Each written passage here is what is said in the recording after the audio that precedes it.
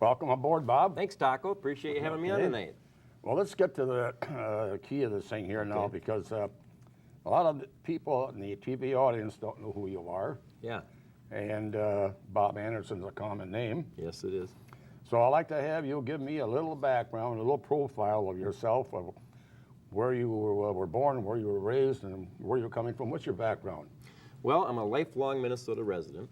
I was born and raised in Minneapolis and grew up in Richfield. I went to Catholic grade school and public high school, so I've been exposed to a little bit of both in the education system. I've been working in the private sector my entire professional career. I'm a dental technician. We have a small business in Edina that my dad started and my brothers and I bought 20 years ago. And we make porcelain and gold crowns and bridges. You go to the dentist, you need a veneer, you need crowns, bridges, that's what we make. So I'm in the manufacturing and the customer service business. So I've been doing that most of my career, and I also had a little coffee shop in the same building, so I was had another little small business. So I've had a lot of experience in the private sector. What drew me into the political arena was about 8 years ago, I started fighting on a national level for a bill that was lagging in Congress. It had been there for 12 years. It was the mental health parity bill. And all I wanted to do is get this bill to a vote, because it was all the support, both in the House and Senate, bipartisan, and it just wouldn't come to a vote. And then I realized what we're dealing with in politics. Nobody's willing to step up there and fight for something because they're all worried about losing their special interests. They're paid, they're bought and paid, and they're going to vote based on who's giving them the money and who's pulling the purse strings. So I realized we need some representation from people from the private sector that know what their constituents are going through on a day in and day out basis, so you're not so disconnected from the public service to the private service. So I threw my hat in the ring in 2008. Like you said, not too many know about Bob Anderson. I didn't have the endorsement of the party. I was a newcomer, and they had cross-endorsed Al Tinklenberg that year. Well, the party wasn't real happy about that. It was divided, and they said, well, you should still keep fighting. So I went in, and it was a three-way race. Al Tinklenberg was the Democrat, Michelle Bachmann was the Republican, and I was the independent, non-endorsed. And tough getting any media attention, tough to get just like in this race. But at election night, I did become significant. And I polled in over 10% in the general election, which was 40,000, close to 700 votes. And everybody's like, who is Bob Anderson?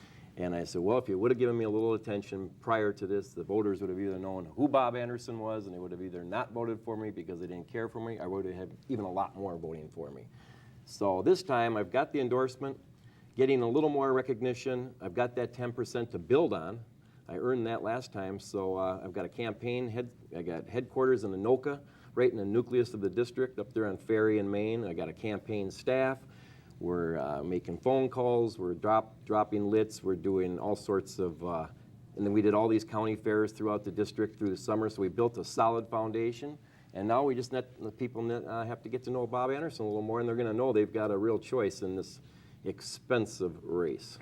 Well, good. Now, if Bob Anderson was a former wrestler, then everybody would know him. Yeah, well, I was a former wrestler. 98-pound weekly. High school wrestler. Well. Yeah, Governor Ventura had a lot more name recognition than I did. But Tom Horner's doing a good job in our governor's race. So. Yeah, apparently he is. It's good to see him do that, because it's an interesting race. Oh, yeah, it is. Three-horse race out there, I don't know. It's wide open, just like the 6th district. It's another three-horse race. Were you always, okay, I want to ask you a question. Why did you choose the independent party rather than a major party like the Democrats or the Republicans? Well, first of all, in Minnesota, the Independence Party is a major party. We are on the ballot, thanks to the percentages that we've gotten in past elections, and with Governor Ventura winning. We are all three on the ballot, Democrats, Republicans, and Independence Party. Not all states have that ballot access. So it's quite an accomplishment for the Independence Party.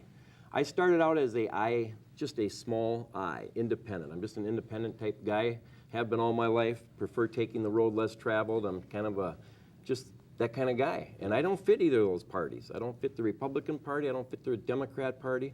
And if you want to look for a home that gives you more independence and gives you more of the mainstream where the public is. It's a common sense platform. I decided to go with the Independence Party because they have a structure there, and it's more where you have a voice versus the other two parties. It's got a fiscal responsible on the fiscal side. On the social issues, they leave that up to the candidate, which I like, because the other two parties, you don't toe that line that they have, you don't have any flexibility. So as a candidate that's in the 6th Congressional District, which is the most conservative district in the state, it works out well for me being on the Independence Party because they give me the latitude on those social issues where I line up more of a conservative. Well, when you say independent, do you more or less call your own game plan, or do you go by the direction of the Well, party? you have to abide by, when you have the endorsement, you have to abide by 75% of the platform of the Independence Party. So I consider myself well within that. It's really a, if people look on the website for the Independence Party of Minnesota, our platform is out there, and we've been handing it out at all the county fairs we've been in, and you find it's a common sense platform. It's pretty much fiscally responsible and socially tolerable. Okay, I want to come back to that a little bit, but first of all, I want to go ahead. I want to say, who's going to be, or have you chosen a running mate yet? Oh, I don't get to have a running mate, but I'll bring my whole staff with me and I'll have positions for them.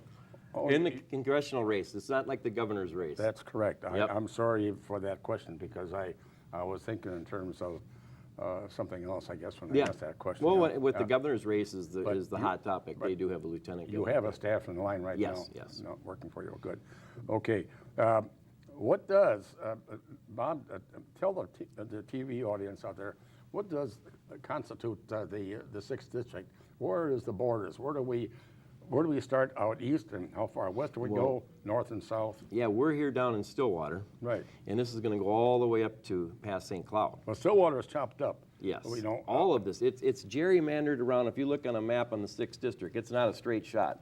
It's going this way and it's going that. We got Forest Lake, we got Hugo, we got parts. It's wrapped around. We got Woodbury, which I live in, Anoka, Ramsey, all the way up Elk River.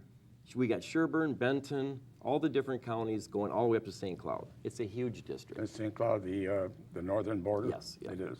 Yeah. And how far? Benton County. How far west? We've got, I'm not sure the exact distance of west, but it's quite large. Is it beyond Minneapolis? Oh yeah. Minneapolis is in the 5th, so. Okay. Yeah. Okay. All right. Right now, Bachmann is in office. Mm-hmm. Terrell Clark from St. Cloud, and you. Right. And so, are you running against both of those, or against who you primarily running against? Well, Congresswoman Michelle Bachmann is the incumbent, so that's the one that I need to remove from office. But I feel that I best fit this district. Congresswoman Bachmann is a very conservative candidate. That's why she wins in this district. It is the most conservative district in the state, the 6th district. That's why Democrats have a real battle in this district. So I feel that I best represent the 6th district because I come from the private sector. I'm a small business owner. I have empathy for not only small business owners but also employees because I've been both. The trouble with the two opponents I have come from the public sector. Both are attorneys, both have worked for government. Congresswoman Michelle Bachmann worked as the IRS attorney, and then she's been in the state office and now in the federal office. So disconnected from what the constituents are going through on a day-in-by-day basis. Same with Terrell Clark. She comes from she's with state in the Senate, and she's also running for a federal office now. They don't have the experience that I have working side by side with the average working class. They've got the money, the special interests, and the backing of the big political machines. But what I got to offer that they can't is this everyday average working class sitting next to my constituents, knowing what it takes to produce a product. Every day I have to produce a product. I know how difficult it is, day in and day out, to go to work, and how much work you put into putting a product out there, how much energy it takes working day by day and worrying about your family, your bills, everything else. I can relate. They're disconnected from that. So that's what I'm going to try to offer, and that's when you're talking about going up against two big, high-powered machines like this, that's what I have to go by. Because you know how much money they're raising? It's close to, right now it's at least $10 million. Well, That's not going to resonate when you're talking about a 2-year position. well, that leads me to another question then. I wasn't ready to ask you this, but then why is the money in your campaign so much less than theirs? Because I'm a common sense, fiscal, frugal candidate. Look at the facts. This is a 2-year position, okay? You It pays $174,000. Why would you spend $10 million on a position that lasts 2 years in one district out of the state? Well, she doesn't spend that. Yes, she does. Her campaign spends that. Well, her campaign. Yeah, and Terrell Clark will spend probably $6 million or $7 million. But that's money, that's not out of their pocket. No, it's spending other people's Right. money. Yeah. Yeah. That's the worst thing you can do is spend other people's money, especially when, think about yourself, Taco. You're going to work, you're trying to feed for your family. You go to I go to Mass on Sunday, and they're talking about all these cuts in the church, you know, with their social justice programs and things. They're trying to gather money. And they're going to dump millions of dollars in a campaign, which they don't need to do. Congresswoman Michelle Bachmann can snap her fingers. She can go on Fox News, CNN, all the free media she wants. She can call Channel 4 here. They'll have her on in a minute. You know, I can't even get on Esme Murphy's show. I try, I call her. They've had both my opponents on.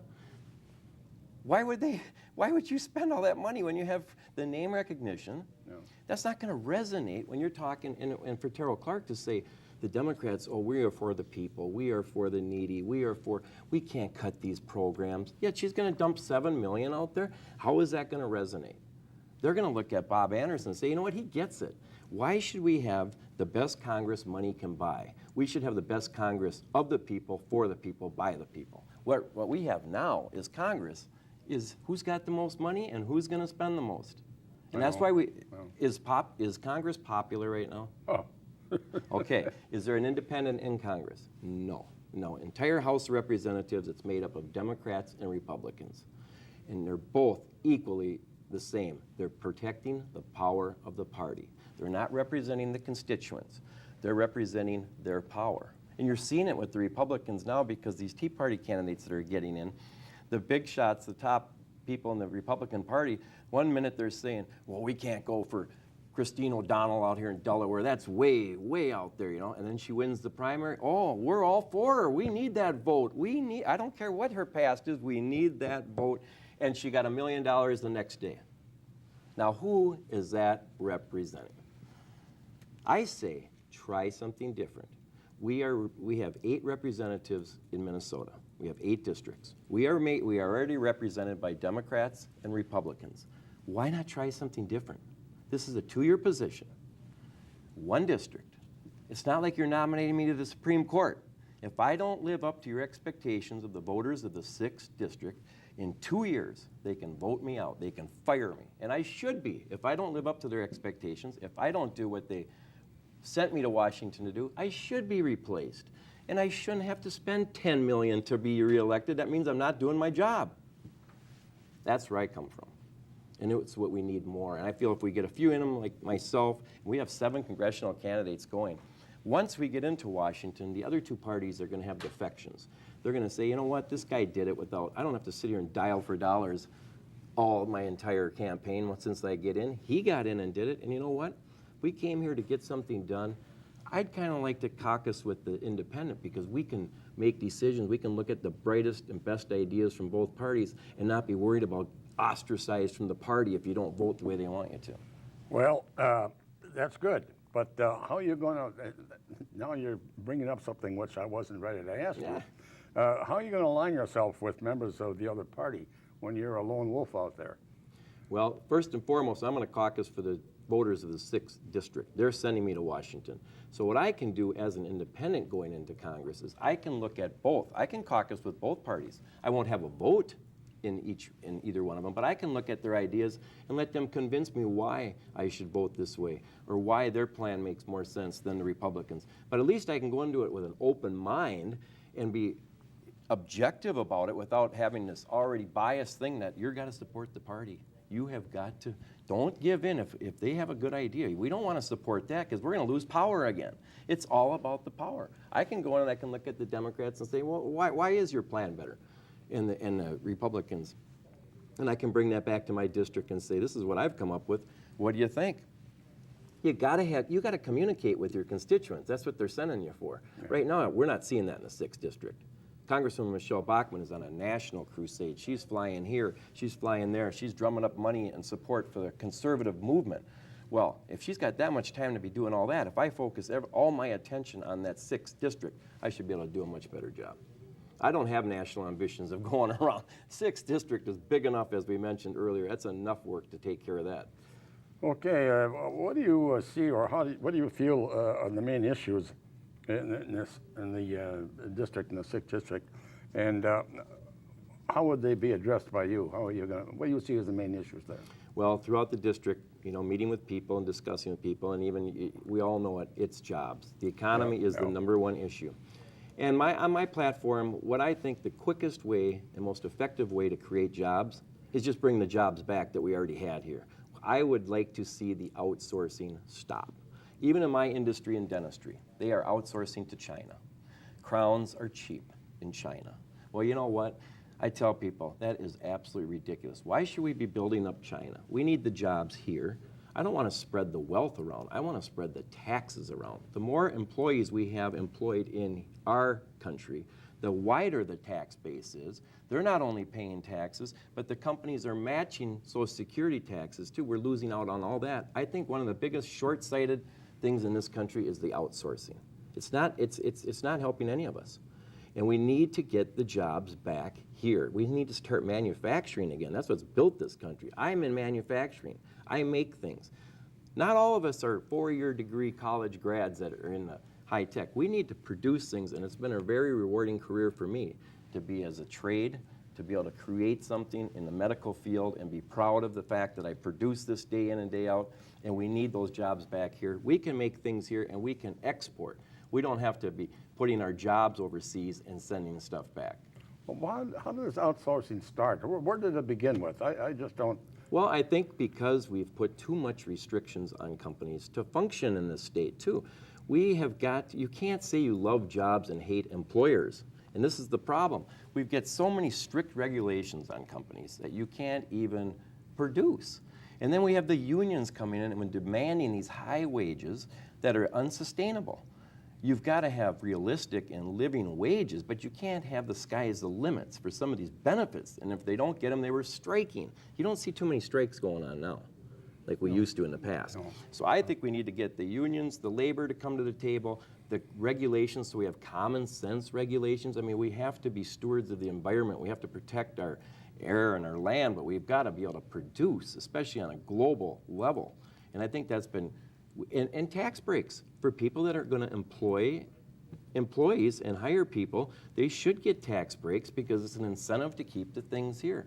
And if we have companies that want to outsource, well, if they want to outsource, go ahead, but you're not going to, they should not be getting tax breaks. Us taxpayers should not be giving out tax breaks for companies that are going to continue to outsource. We need to bring those jobs back here. Well, that's interesting, I know, but when you said something that, the union and the workers would like to strike for better benefits. What's going to prevent that from happening where they outsource, like in the foreign countries? That's already starting to happen. Yeah. In China. Okay. Now they're looking at Indonesia. So, yeah. I mean, the thing is, I think striking was probably outlawed, wasn't it? Yeah, well, they're starting to unionize even in China. But what I've never believed in strikes, because I always figure if it's that bad, there are other places to go. And people say, well, not now. Well, I said, well, you don't see too many people striking now either, because it affects all of us, And that's what I don't like about strikes. If you have an issue, you should have somebody, and I don't have anything against unions, but that's the other issue that's big in the 6th district. You should be able to unionize. A company should be able to have the option, if people want to join and create a union, they should have that option. But what they're pushing right now, the Democrats are pushing this card check legislation. It's the employee free choice, and that doesn't fly in the 6th district. Now, that's going to take away the secret ballot. So if you want to unionize right now, if you go in there and you want to take your ballot and decide on your own if you want to join or not, that's going to be taken away. That's if they get this card check legislation. Oh, Now, that's- Terrell Clark's going to be pushing for that because she's got all the union endorsements. Yeah, yeah. That's not going to fly in the 6th because when I was running in '08, that was a question I got a lot. There's a lot of small businesses in the 6th district, and they don't want to have any more change. I mean, the secret ballot's been around forever as far as unionizing. It should be kept that way. Okay, okay, let's say you win, you go to Congress. Did you say when I win or if? When you win. Yeah, right. Not That's if. what I thought you said, Doc. I like that. That's a more positive. ring to it. Exactly. What are you going to bring back to the district? What are your game plans for, getting involved with the district here and being keep people up to date and. Well, I'm not running to be Santa Claus, so I'm not going out there to bring back the pork like James Oberstar, but because we are in a financial distress. Oh, But there are projects, we are sending money out there, and I have to be in tune of what's going on and what's coming back to the district. The biggest thing I can bring to the district is that I will have live town hall meetings like Jim Ramstad used to have.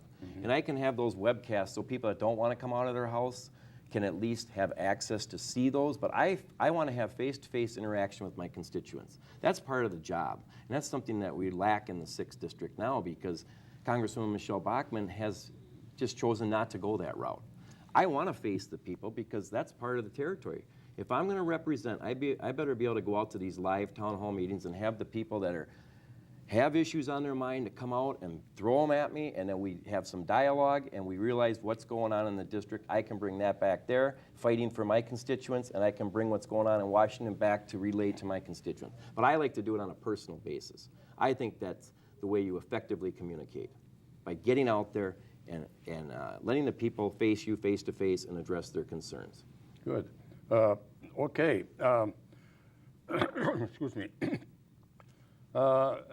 There needs to be, I guess, the general consensus is that a lot of people are unhappy, angry and frustrated, and they want a clean house. Yeah. In Congress and also in the state. If this were to take place on a state basis, it'd be a fresh start then, wouldn't you? Well, You win. I think as far as the state goes, we've got a great shot of Tom Horner winning the governorship, which will be an independent back in there. And we've got some state and Senate and House races going on that we've got a very good shot of winning also. So on my level, it's going to be a federal issue, but I think also in the state, we're going to be getting some more independence in there because... Okay, what is the, I haven't kept up with Yeah. that too well, but what's the percentages now? Where do we sit? And I think Dayton was, what, 43%? And Yeah, the last one was, I think Dayton has dropped some, but Emmer and Dayton were pretty close. I think it was around 39, 30, but Horner's the one that really came up. He was at 18%, pushing 20%. Once he hits that 20%, people are going to really, that's kind of the level where people really start paying attention, is 20%. And I just think, as far as the state, I'd love to see an independent governor in there and somebody like Tom Horner that can really, we've got a stalemate going on in our state with the Democrats and Republicans, just like we do in Congress. It's gotten so partisan that nothing gets done that way. And you're seeing it on a federal level. Everything that President Obama, well, a lot of it, I guess I'd have to agree, that the Republicans have just said no. But be no if you really think it's a bad policy, but don't be no just because you want to get the power back. It's gotten so based on power. To me, I look at it as once they get to Washington, there's really only one party. The Democrats and Republicans are one big main power base. And they each have their issues. Republicans claim to be fiscally conservative and socially conservative, and the Democrats, they're more progressive and liberal, and they're helping us. They're helping the needy and the poor and this and that. They're helping out who's ever paying the big special interests. And that's all that's going on right now. And that's the one thing about the Independence Party we didn't address. We are the only party in Minnesota of the three main parties that cannot accept any PAC donations. We can't take those special interest monies. Oh, you can't? No, and I like it that way because that sets us apart. Even though we are a major party, we cannot accept those. Us as candidates, and it's on our party platform. well, then that's my key of, if you don't have the money to operate with or work with. Well, do you, like I went to back before, do you want the best Congress money can buy, or do you want the best Congress of the people, for the people, by the people? Take the money. There's so much squawk going on right now about this Supreme Court decision where they were going to let corporations put all this money in. You know the best way to cancel that out? Don't take that money. We get somebody in there that wins without taking. That's gonna nullify that. That's all the talk is right now. Well, what you're saying, Bob, it sounds so simple. It's common sense. That's why people say the reason you won't win, Bob, is you got too much common sense. Well, why is it then that they can't work together and do this? Because nobody has broken through doing it. But corporate, Yeah. there's the power. Corporate, but unions dump tons of money in this also. yeah. They're just as guilty. There was Blanche Lincoln, Congresswoman or Senate, that was running, she didn't support the health care plan for the Obama administration, a Democrat. She was running in the primary. The unions, it was their candidate, they spent $10 million against their own candidate because she didn't vote the way they wanted her to on the health care bill. And she won anyway. There's $10 million. You imagine? How does that resonate with people? If we sit here and the audience thinks about it and they go, he's right. This is ridiculous. We're all supposed to be cutting back on spending and saving and everything because of the dire straits we're in. What's happening in the politics? They're dialing up the spending. It's got to be recalibrated. Just like housing came down, just like everything else has come down, spending in politics should come down, but it's going up. My race that I'm in with Congresswoman Michelle Bachmann and Terrell Clark is the most expensive congressional race in the country. Why? Yeah. Why? Why? It's one district in one state. It's because they want to raise money off each other. One day, Congresswoman Michelle Bachmann says, Nancy Pelosi has made me her #1 target. I've got this bullseye on my back. I need $24,000 in 24 hours to fight this back. Then I get the next email from the Terrell Clark.